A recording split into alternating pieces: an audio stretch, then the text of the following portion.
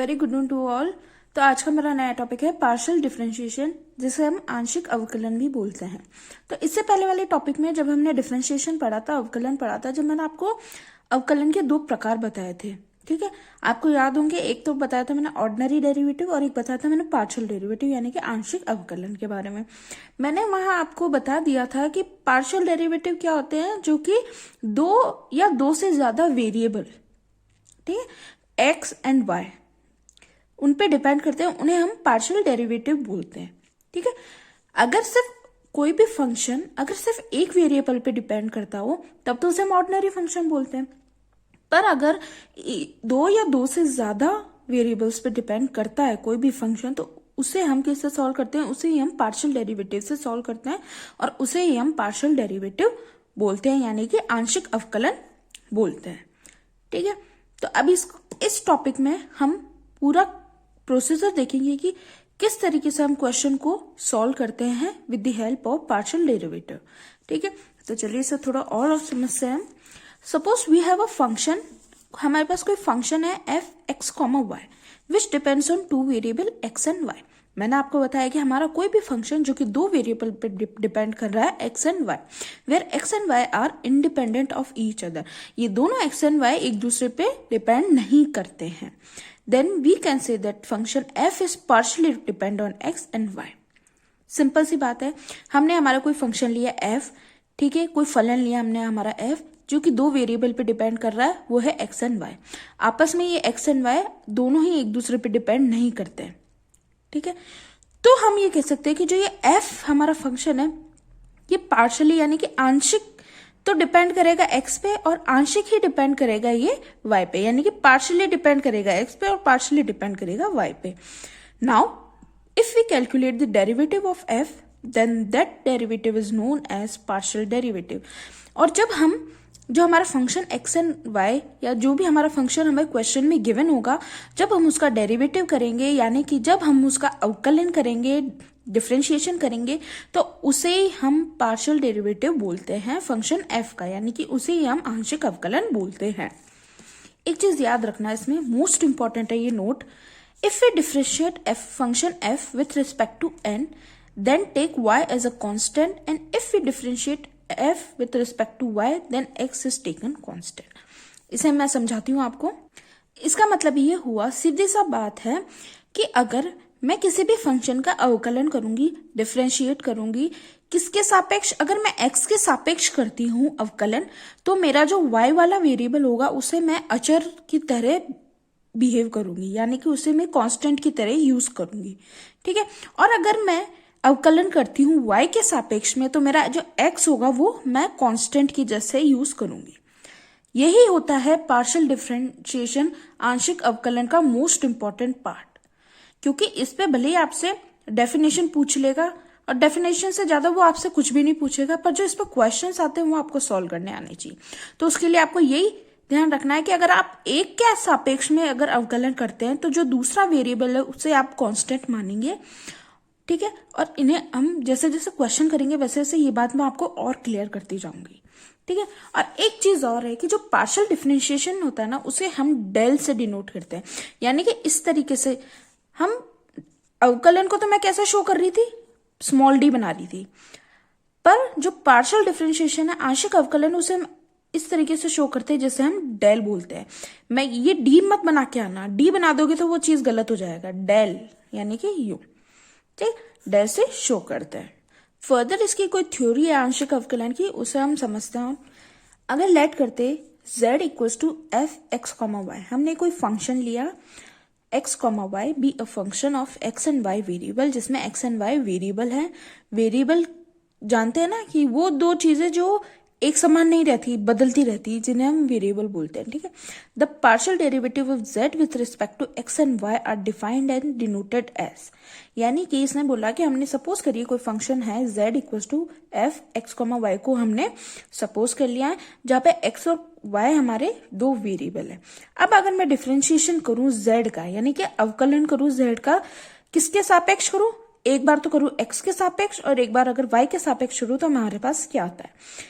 तो इसे मैं कैसे शो करूंगी, अगर मैं बोलूं कि z का अवकलन करना है x के सापेक्ष, तो उसे हम कैसे लिखेंगे, del z by del x। ध्यान रखना है यहाँ पर d मत बनाना है, डेल है ये, तो del z by del x equals to हम बोलेंगे कि partial derivative of z with respect to x। इसे हम यही बोलेंगे, मैंने आपको बता दिया था कि हम आंशिक अवकलन कर रहे हैं किसका, z का, किसके सापेक्ष करना है, x के सापेक्ष।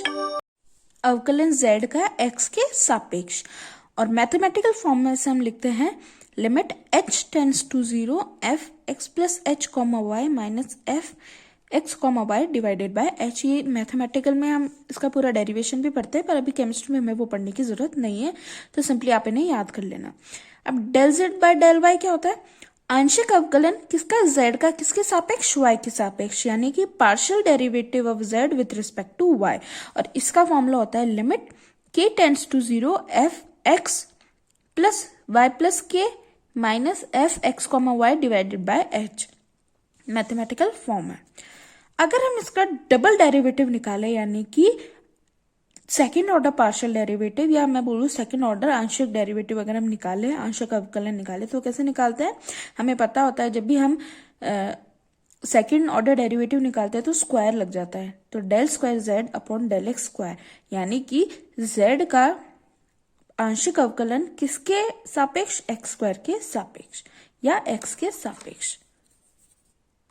वैसे ही अगर मैं अवकलन करूंगी y का, डबल डिफरेंशिएशन करूंगी यानी कि डबल अवकलन करूंगी, तो क्या आएगा, del square z upon del y square, जिसे हम सेकंड ऑर्डर पार्शियल डेरिवेटिव कहते हैं विथ रिस्पेक्ट टू y। यानी कि हम सेकंड ऑर्डर आंशिक अवकलन कर रहे हैं z का किसके सापेक्ष, y के सापेक्ष। वैसे ही फर्दर हम इसे थर्ड तरीके से भी कैसे लिख सकते हैं, del square z upon del x और डेल वाई। ये क्या है, सेकेंड ऑर्डर पार्शियल डेरिवेटिव है z का with respect to x and y। अब इसको आप और मैं अच्छे से बताऊंगी और एग्जाम भी करेंगे, तो उसमें ये जो रूल है वो बहुत मोस्ट इंपॉर्टेंट रूल है और काम आता ही आता है, किस तरीके से ये अप्लाई होगा इस पर क्वेश्चन आते हैं, ये इंपॉर्टेंट है, ठीक है। तो आप फर्दर देखना कि del square z upon del x del y को मैं कैसे लिख सकती हूँ, क्या मैं इसको ऐसे लिख सकती हूँ, डेल अपॉन डेल एक्स, और ब्रैकेट में लिख दें हम del z upon del y, यानी कि हम डिफरेंशिएशन कर रहे हैं y का, किसके सापेक्ष करेंगे, x के सापेक्ष, यानी कि del z by del y, ये जो पूरी टर्म है ना, इसका अवकलन करेंगे, किसके सापेक्ष करेंगे, x के सापेक्ष। या मैं इसको उल्टे तरीके से भी लिख सकती हूँ, क्या मैं इसको ऐसे लिख सकती हूँ, del upon del y, bracket में मैं लिख दू del z upon del x, यानी कि del z upon del x का अवकलन कर रहे हैं, किसके सापेक्ष कर रहे हैं, डेल y के सापेक्ष। तो इसको दोनों तरीके से लिख सकते हैं, यानी कि भले इसको बाहर रख के इसका अवकलन कर दो या इसको बाहर रख के इसका अवकलन कर दो, बात एक ही है। इस पे क्वेश्चन भी करेंगे हम सॉल्व। तो ये तो हमने पढ़ लिया हमारा कि पार्शियल डेरिवेटिव आंशिक अवकलन होता है क्या, उसकी डेफिनेशन देख ली, उसका कोई मैथमेटिकल फॉर्म देख लिया, उसका कैसे रिप्रेजेंट करते हैं वो भी हमने देख लिया। तो चलिए अब हम इसके एग्जाम्पल करते हैं, जो कि मोस्ट इंपॉर्टेंट एग्जाम्पल ही हैं और वही एग्जाम में आते हैं, तो सॉल्व करने आने चाहिए। पहला एग्जाम्पल देखते हैं, determine the partial derivative of a function f x, y equals to 3x plus 4y। हमें आंशिक अवकलन ज्ञात करना है इस क्वेश्चन में, और हमें फंक्शन दे रखा है, हमारा फलन दे रखा है x, y equals to 3x plus 4y। Derivative की कंडीशन क्या होती है, मैंने आपको क्या बताया था कि एक से ज्यादा वेरिएबल होनी चाहिए, एक या एक से ज्यादा वेरिएबल होने चाहिए। तो यहाँ पर हमारे पास एक या एक से ज्यादा वेरिएबल है, दो वेरिएबल है x एंड y, तो भाई हमारी कंडीशन सेटिस्फाइड होती है कि हम इसका आंशिक अवकलन कर सकते हैं। तो सबसे पहले हम आंशिक अवकलन करेंगे, x के सापेक्ष में y को रखेंगे कांस्टेंट, यानी कि अचर मानेंगे y को, और जब y के रिस्पेक्ट में y के सापेक्ष करेंगे आंशिक अवकलन, तो x को हम कांस्टेंट मानेंगे, यानी कि अचर मानेंगे। यानी कि जिसका सीधा सा फंडा है, अगर जिसके भी सापेक्ष कर रहे हो, जिसके भी रिस्पेक्ट में कर रहे हो, तो उसका तो आप कर लो अवकलन, पर जो दूसरा वेरिएबल है ना, उसको हमेशा आप कांस्टेंट मानो। तो चलिए हम देखते हैं, to find del f by del x, keep y as a constant and differentiate the function. मैंने यहाँ साफ लिखा है कि अगर हमें del f by del x को फाइंड करना है, ज्ञात करना है, तो मैं इसमें जो वाई टर्म है उसे मैं कांस्टेंट मानूंगी और फिर ही मैं अवकलन करूंगी। तो चलिए अवकलन करते हैं इस फंक्शन का, किसके सापेक्ष, x के सापेक्ष करेंगे। तो जब x का x के रिस्पेक्ट में करते हैं तो वो 1 होता है, इसलिए हमारा यहाँ पर क्या आ गया 3। ठीक है, डिफरेंशिएशन का फंडा वही है जैसा कि मैंने आपको डिफरेंशिएशन में बताया था। अवकलन में जितने भी मैंने रूल्स फॉर्मूले बताए थे वही के वही सेम यूज होंगे पार्शियल डेरिवेटिव में, कोई चेंज नहीं है। जैसा आप वहां अवकलन करते थे वैसे ही यहाँ पर आप आंशिक अवकलन करेंगे, वही रूल्स है। तो del f by del x निकाल लिया और वाई को कांस्टेंट रख लिया, हमारा आंसर निकल गया। सिमिलरली मैं क्या फाइंड करूंगी, del f by del y, और x को कांस्टेंट रखूंगी एंड फिर इस फंक्शन को डिफरेंशिएट करूंगी। तो देखते हैं इस फंक्शन को डिफरेंशिएट करेगा with respect to y, y के सापेक्ष में अवकलन करते हैं, आंशिक अवकलन करते हैं। तो इसको जो 3x है इसको मैं कांस्टेंट मानूंगी, अचर मानूंगी। जब इसका मैं अवकलन करूंगी, आंशिक अवकलन करूंगी किसके, y के सापेक्ष में, तो देखिए 1 हो जाएगा ये, तो हमारे पास आएगा आंसर 4। तो ये इस तरीके से हम पार्शियल डेरिवेटिव फाइंड करते हैं। सेकेंड एग्जाम्पल देखते हैं, आपको और अच्छे से समझ में आएगा। सेकेंड एग्जाम्पल है find the partial derivative of f x. हमें कोई फंक्शन दे रखा है x square y plus sine x plus cos y. ठीक है, हमें आंशिक अवकलन ज्ञात करना है इस फंक्शन का। दो फंक्शन है हमारे पास एक्स एंड वाई। तो सबसे पहले अपन x के लिए फाइंड करेंगे, दूसरा हम y के सापेक्ष फाइंड करेंगे। ठीक है, तो सबसे पहले हम फाइंड करेंगे del f by del x. और जब हम del f by del x find करेंगे तो जो x के सापेक्ष में करेंगे और जो y टर्म होगी ना वो उसको हम कांस्टेंट रखेंगे। और जब हम y के सापेक्ष करेंगे तो जो x वाली टर्म है उसे हम कांस्टेंट मानेंगे, अचर मानेंगे। तो चलिए देखते हैं।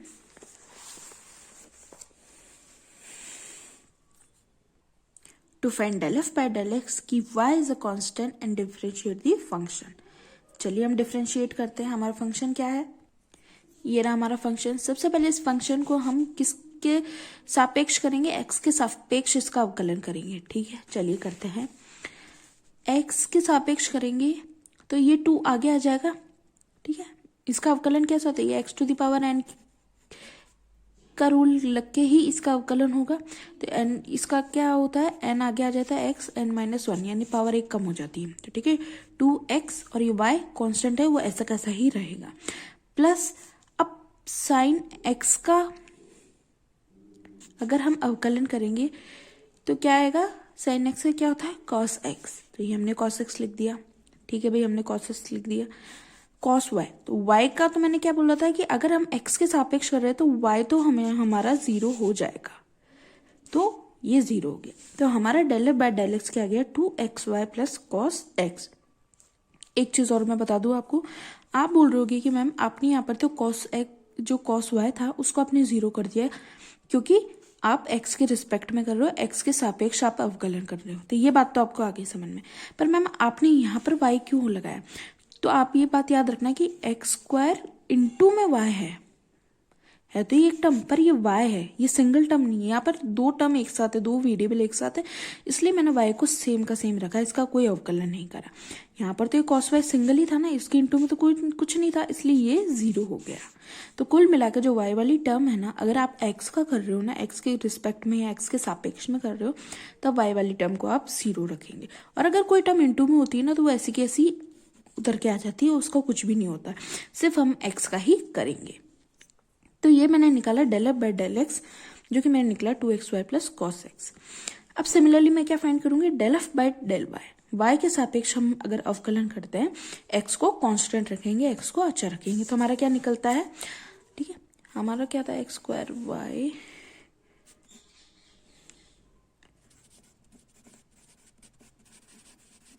ये हमारा फंक्शन है। अब मेरे को y के रिस्पेक्ट में करना है। ठीक है, तो सबसे पहले इसका अगर y के रिस्पेक्ट में करूंगी तो जब किसी भी फंक्शन का अगर हम अवकलन करते हैं y के सापेक्ष में तो वो 1 हो जाता है। तो यहाँ पर हमारा क्या आएगा, एक्स स्क्वायर, क्योंकि ये तो हो गया हमारा 1 प्लस साइन एक्स। अब ये तो x की टर्म है, हम तो किसके सापेक्ष छोटे y के सापेक्ष, तो ये तो होगा ही नहीं, हमारा पार्शियल डेरिवेटिव बनेगा ही नहीं, तो उसका हम 0 रख देते हैं। अब ये है y, तो इसका हो जाएगा क्योंकि हम y के सापेक्ष में कर रहे हैं, तो cos y का होता है माइनस साइन y। और इसको सॉल्व करेंगे तो हमारे क्या आएगा, x square minus sine y, ये का ये हमारा आ गया। ठीक है, तो ऐसे तरीके से हम पार्शियल डेरिवेटिव फाइंड करते हैं। आप किसी भी टर्म का करो ना, आप x का कर रहे हो आप आराम से करो x का, और y को कांस्टेंट मान लो, मतलब जिसका कर रहे हो उसी का करो, दूसरे वाले वेरिएबल को हमेशा कांस्टेंट मानो कि वो है ही नहीं वहां पर या उसका होगा ही नहीं। ठीक, अब तक तो आपको आ गया होगा क्लियरली समझ में। कोई बात है, हम आगे और एग्जाम्पल देखते हैं, धीरे धीरे आपके और ज्यादा क्लियरिटी होती जाएगी एग्जाम्पल्स में। तो चलिए देखते हैं थर्ड एग्जाम्पल। एग्जाम्पल है find del f by del x, del f by del y and del f by del z for a given function। Function हमें दे रखा है, ठीक है, x cos z plus x square y cube e to the power z, यानी कि ये function है हमारा और हमें अब क्या करना है, हमें इसकी तीनों चीजें फाइंड करनी है। del f by del x भी फाइंड करना है, del f by del y and del f by del z, तीनों चीजें हमें फाइंड करनी है। चलिए सॉल्व करते हैं। गिवन फंक्शन है, हमने हमारा फंक्शन लिख लिया। अब सबसे पहले हम फाइंड करेंगे del f by del x, यानी कि हम फंक्शन f का आंशिक अवकलन करेंगे किसके सापेक्ष, x के सापेक्ष में, यानी कि हम फंक्शन f का पार्शियल डिफरेंशिएशन करेंगे विथ रिस्पेक्ट टू x। अब मैं विथ रिस्पेक्ट टू x करूंगी तो x के अलावा जितने भी वेरिएबल हैं यानी कि z और y, ये दोनों को मैं कांस्टेंट ही मानूंगी, कांस्टेंट की तरह ही इनका यूज करूंगी। चलिए मैंने ये लिखा to find del f by del x, keep y and z as a constant and differentiate the function। तो चलिए x के सापेक्ष में विथ रिस्पेक्ट टू x हम इसका अवकलन करते हैं, आंशिक अवकलन करते हैं। तो चलिए करते हैं। हमारा फंक्शन है x cos z plus x square y cube e to the power z, ठीक है। ये हमारा फंक्शन है। अब इसको x के साथ सापेक्ष करेंगे तो differentiation with respect to x करेंगे ना, तो x का तो ये जाएगा 1। अब हमें z और y को कांस्टेंट मानना है, तो ये ऐसा कैसा ही हम लिख देंगे, क्योंकि ये इनटू में इसलिए हमने इसको ऐसा कैसा ही लिख दिया है। इससे ऊपर वाले एग्जाम्पल में मैंने आपको बताया था। प्लस इसका डिफरेंशिएशन हो जाएगा क्योंकि ये तो x ही है, तो इसका डिफरेंशिएशन क्या होगा, x to the power n का फॉर्मूला लगाएंगे तो हम इसका डिफरेंशिएशन होगा 2x। y क्यूब ऐसा कैसा रह जाएगा और e to the power z भी ऐसा कैसा रह जाएगा, क्योंकि हम सिर्फ x के सापेक्ष यानी कि विथ रिस्पेक्ट टू x ही कर रहे हैं। तो ये हमारे टर्म ऐसा कैसा निकल के आ गया, ये निकला cos z प्लस 2x y cube e to the power z। del f by del x निकालिए। Similarly del f by del y निकालेंगे हम, तो जब हम del f by del y निकालेंगे तो हम x और z को कांस्टेंट पुट करेंगे। तो चलिए देखते हैं, ये हमारा फंक्शन है। अब हमें किसके सापेक्ष करना है, अब हमें निकालना है y के सापेक्ष में, हमें पार्शियल अवकलन करना है, यानी कि आंशिक अवकलन करना है, पार्शियल डेरिवेटिव निकालना है y के सापेक्ष में। तो चलिए निकालते हैं। x और z वाली टर्म को हमें कांस्टेंट रखना है, तो यहाँ पर y की कोई भी टर्म नहीं है, तो ये तो पूरी टर्म क्या हो जाएगी हमारी 0। प्लस अब y के रिस्पेक्ट में कर रहे हैं तो क्या इसमें x to the power n वाला फॉर्मूला पुट करके हम इसे सॉल्व कर लेते हैं। तो इसे सॉल्व करते हैं 3y to the power square, यानी कि 3y टू द पावर 2। यही होता है ना भाई, जो पावर होती है वो आगे आ जाती है और एक पावर कम हो जाती है, ये लिख लिया। अब x और ez ऐसे के ऐसे ही रह जाएंगे, ये हमारा आंसर निकल के आ गया। क्यों ऐसे कैसे रह जाएंगे, क्योंकि ये इनटू में है, ये है हमारा फंक्शन। अब इसे हमें अवकलन करना है, आंशिक अवकलन करना है, किसके रिस्पेक्ट में, किसके सापेक्ष, z के सापेक्ष। तो चलिए देखते हैं, क्या पहली वाली जो टर्म है उसमें z है, हाँ भाई है, तो इसके सापेक्ष हो जाएगा। तो cos का जब हम डिफरेंशिएशन करते हैं तो वो आता है माइनस साइन z, और ये x ऐसा कैसा रहेगा क्योंकि हम सिर्फ z के सापेक्ष कर रहे हैं। प्लस ये दोनों term x square y cube same रहेगी और e to the power z का तो डिफरेंशिएशन ही क्या होता है, e to the power z। तो ये आंसर हमारा आ जाएगा। अब क्यों आप बोलोगे मैम हमें तो सिर्फ z के सापेक्ष ही करना है, तो आप ये x को 0 मानो ना, यहाँ पे भी x 0 होना चाहिए, यहाँ पे भी x 0 होना चाहिए, यहाँ पे भी y 0 होना चाहिए, तो होना 0 ही चाहिए। हम इन्हें कांस्टेंट ही मान रहे हैं, पर हम 0 लिखेंगे नहीं। क्यों नहीं लिखेंगे, क्योंकि ये आपस में इनटू में है, ये सिंगल फंक्शन नहीं है, ये बात याद रखना। ये आपस में इनटू में है, इसलिए x को हम कुछ भी नहीं मान रहे, कहने को तो कुछ भी नहीं है, हमारे लिए एग्जिस्ट ही नहीं कर रहा, पर इसे हमें लिखना पड़ेगा क्योंकि इनटू में। अब यहाँ पे भी अगर ई टू द पावर जेड का तो देखो वही अवकलन होता है ई टू द पावर जेड, पर यहाँ पर एक्स स्क्वायर और वाई क्यूब को हमने क्यों नहीं जीरो लिखा, क्योंकि ये भी आपस में तीनों इनटू में, तो इनटू में वाली जो कोई भी चीज़ होती है ना, चाहे हम उसे कांस्टेंट ही क्यों ना माने, पर वो ऐसी कैसी ही उतर के आएगी। तो ये हमारा क्वेश्चन नंबर 3 था। क्वेश्चन नंबर 4 देखते हैं हम। Find first and second derivative of partial differentiation. ठीक है, हमें हमारा फंक्शन दे दिया और हमें बोला है कि फर्स्ट और सेकंड डेरिवेटिव फाइंड करें, यानी कि हमें क्या फाइंड करना है, हमें सबसे पहले फाइंड करना है del z by del x, और हमें del z by del y तो फाइंड करना ही करना है। तो हमारा फर्स्ट डेरिवेटिव हो गया। सेकंड डेरिवेटिव मैंने क्या बताया था, जिसके ऊपर स्क्वायर लग जाता है, यानी कि del square z upon del x का भी फाइंड करना और del square z upon del y का भी हमें फाइंड करना। तो चलिए देखते हैं। सबसे पहले हम फाइंड करते हैं del z by del x.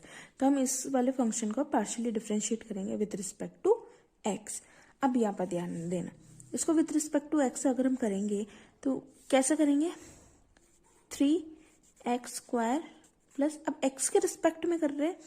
अब यहाँ पर देखें, यहाँ पर ये y जीरो हो जाएगा, यहाँ पर मैं इस y को जीरो लिख सकती हूँ क्योंकि इसके इंटू में कुछ भी नहीं है, और यहाँ पर कोई x की टर्म भी नहीं है, तो इसे मैं जीरो पुट कर दूंगी। माइनस यहाँ पर देखिए क्या x की टर्म है, हाँ बिल्कुल है, तो इसे जब इसका x के सापेक्ष अवकलन होगा तो ये 1 हो जाएगा ना, तो ये हो जाएगा 3a।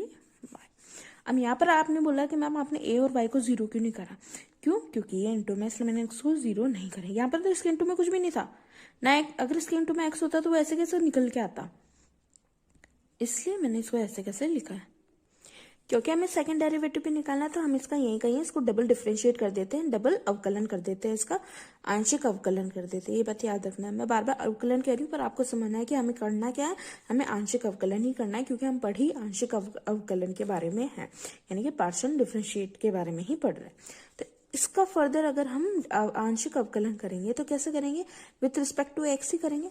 तो ये कैसा होगा, 3 इंटू 2 आगे आ जाएगा, x एक पावर कम हो जाएगी तो 1 ही बचेगा, माइनस इसका विथ रिस्पेक्ट टू x करेंगे तो क्या इसमें x की कोई भी टर्म है क्या, नहीं है ना, तो ये पूरी टर्म जीरो हो जाएगी, यानी कि हमारा आंसर आएगा 6x, जो कि आ गया यहाँ पे। क्योंकि x की एक भी टर्म नहीं थी तो इसको हमने पूरा ही जीरो कर लिया। अगर यहाँ पर कोई x की टर्म होती तो वो 1 हो जाती और a और y ऐसे कैसे उतर के नीचे आ जाते, है ना। तो समझने की कोशिश करना। अब हम पार्शियली डिफरेंशिएट करते हैं इस ही फंक्शन को विथ रिस्पेक्ट टू y, यानी कि y के सापेक्ष में। तो चलिए देखते हैं क्या निकलता है। तो चलिए ये हमारा फंक्शन है, अब इसे हम विथ रिस्पेक्ट टू y अगर अवकलन करते हैं, यानी कि y के अलावा जितने भी वेरिएबल है वो कांस्टेंट कहलाएंगे। तो y के लिए डिफरेंशिएट करते हैं, पहले वाले में देखते हैं क्या इसमें y कोई टर्म है क्या, नहीं है, तो ये पूरी की पूरी टर्म हमारी जीरो कहलाएगी। प्लस यहाँ पर y है तो इसका हम इजिली पार्शियली डिफरेंशिएट कर सकते हैं। कैसे करेंगे, 3 आगे आ जाएगा और एक पावर कम हो जाएगी, यानी कि स्क्वायर।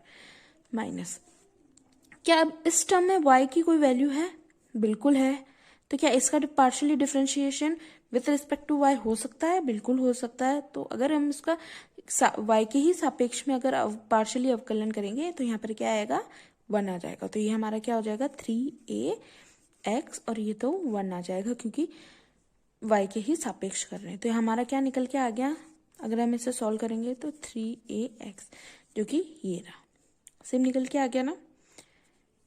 3a, यहाँ पर 3ax को इसलिए हमने लिखा क्योंकि आपस में इंटू में था, समझना।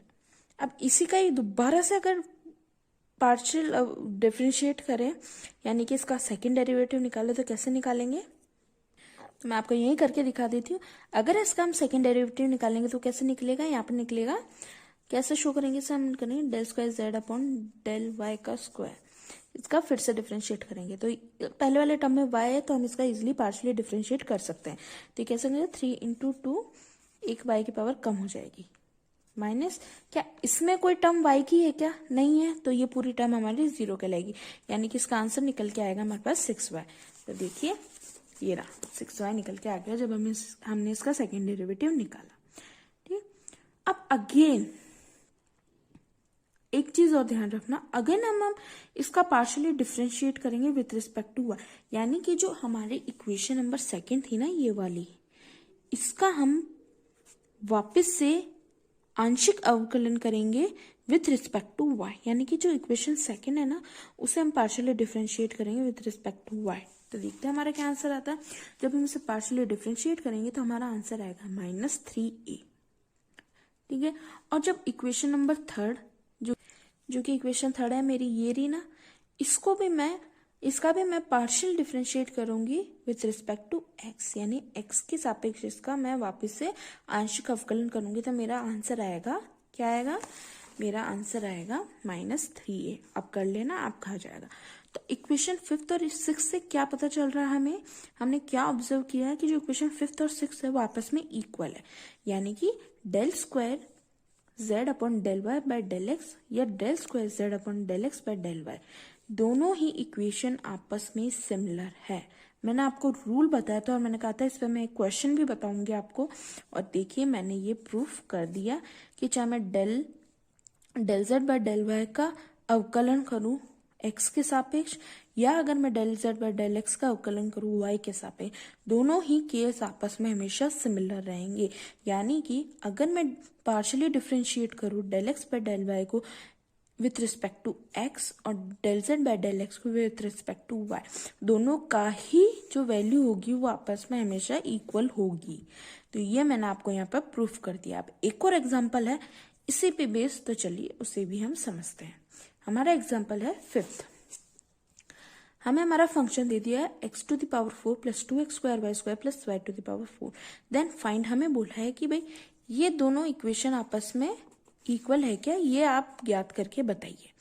यानी कि जो del square z upon del x by del y equals to del square z upon del y by del x, क्या ये दोनों टर्म आपस में इक्वल आती है क्या, ये हमें प्रूफ करना है। तो हमें क्या, हमारा गिवन फंक्शन है, इसको हमने इक्वेशन 1 मान लिया। अब मैं सबसे पहले मैं क्या निकालूंगी, मैं निकालूंगी del z by del x, फिर मैं निकालूंगी del z by del y. तो चलिए पार्शियल अवकलन विथ रिस्पेक्ट टू x यानी कि x के सापेक्ष में फाइंड करते हैं। तो हमारा फंक्शन है x to the power 4 plus 2x square y square plus y to the power 4। ठीक है, अब इसका पार्शियल अवकलन करेंगे विथ रिस्पेक्ट टू x यानी x के सापेक्ष में। तो क्या इस टर्म का हम कर सकते हैं अवकलन, बिल्कुल हो सकता है क्योंकि पूरी टर्म ही x की है। तो इसका जब हम करेंगे तो हमारे पास क्या आएगा 4x to the power 3 plus, अब क्या इसमें भी पार्शियल अवकलन हो सकता है x के सापेक्ष, हो सकता है क्योंकि यहाँ पर x है। तो ये कैसा होगा 2 इंटू ये पावर आगे आएगी 2 और एक पावर कम हो जाती है तो यहाँ पर 1 बचेगा और वाई स्क्वायर ऐसा का ऐसा ही आ जाएगा। और अगर हम थर्ड टर्म देखें तो क्या ये x के सापेक्ष हो सकता है अवकलन, बिल्कुल नहीं, क्योंकि यहाँ पर एक भी x का टर्म नहीं है तो ये पूरा टर्म 0 कहलाएगा। तो हमारे पास क्या निकल के आया 4x cube plus 4x Y square, क्या यही आंसर है, बिल्कुल यही आंसर निकल के आया। तो del z by del x हमने फाइंड कर लिया, अब हम फाइंड करेंगे del z by del y. तो चलिए अब हम आंशिक अवकलन करते हैं किसके सापेक्ष में, y के सापेक्ष में, यानी कि विथ रिस्पेक्ट टू y के रिस्पेक्ट में हम फाइंड करते हैं डेरिवेटिव। तो चलिए क्या पहले वाले टर्म में कोई y है, तो क्या इसका आंशिक अवकलन हो सकता है, बिल्कुल नहीं। तो ये टर्म हो गया हमारे 0 प्लस, अब इस टर्म में y है तो हम इसका आंशिक अवकलन y के रिस्पेक्ट में कर सकते हैं। तो 2x स्क्वायर ये ऐसे कैसे रहेंगे क्योंकि इंटू में है इसलिए, और ये कांस्टेंट माने रहेंगे। अब y का करेंगे तो हमारे पास क्या आएगा 2y प्लस, अगर इसमें अगर हम देखें तो क्या है इसका आंशिक अवकलन हो जाएगा, बिल्कुल हो जाएगा क्योंकि ये y की टर्म है पूरी, तो ये हो जाएगा y टू द पावर 3। तो हमारे पास क्या आंसर आया 4x square y plus 4y to the power 3, क्या यही आंसर आ रहा है। तो हमने del z by del y भी फाइंड किया। अब हमें क्वेश्चन में जो ये कंडीशन दे रखी है कि del square z upon del x by del y equals to del square z upon del y by del x, इस कंडीशन को हमें सेटिस्फाइड करना है। तो चलिए देखते हैं कि इन दोनों कंडीशन को हम किस तरीके से सेटिस्फाइड करते हैं। सबसे पहले मैं फाइंड करूंगी del square z upon del y into del x. तो इस टर्म को आप देखना ध्यान से समझना कि क्या ये पूरी टर्म को क्या मैं इस तरीके से लिख सकती हूँ कि मैं डिफ्रेंशिएशन करूं, पार्शियली डिफ्रेंशिएशन करूं del z by del x का किसके सापेक्ष, with respect to del y. तो क्या इसको मैं ऐसा लिख सकती हूँ, बिल्कुल लिख सकती हूँ। अब आपको पता है कि del z by del x हमने फाइंड किया था पहले, जो कि ये था 4x cube plus 4x Y square. ठीक है, इसकी वैल्यू मैंने यहाँ पुट कर दी। अब मुझे जो पूरी टर्म है इसका अवकलन करना है, आंशिक अवकलन करना है, किसके सापेक्ष करना है, किसके रिस्पेक्ट में करना है, y के रिस्पेक्ट में। तो करिए, क्या पहले टर्म में y है, नहीं है, तो पहला टर्म 0 हो जाएगा। क्या सेकंड टर्म में y? यस।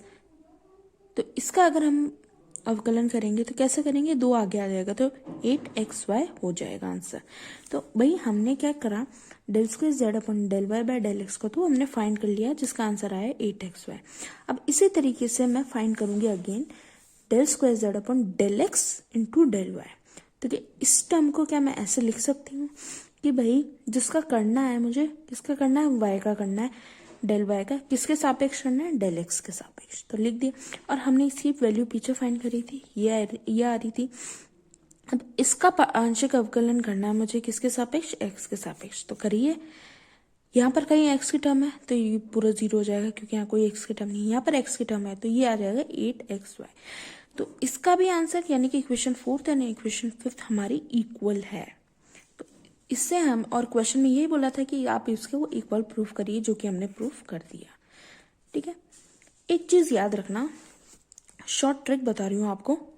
जैसे कि यह है del square z upon del y by del x. कोई भी चीज अगर पहले लिखी हुई हो, जैसे यहाँ पर डेल वाई पहले लिखा है और डेल एक्स बाद में लिखा है, तो जो पहली लिखी हुई चीज होती है ना, उसे हम क्या कहते हैं कि हमें किसके सापेक्ष करना है, और किसका करना है वो हमेशा बाद में लिखा होता है। यहाँ पे भी यही था कि हमें डेल एक्स का करना था, जिसको हमने बाद में लिखा, और किसके सापेक्ष करना था, डेल वाई के सापेक्ष।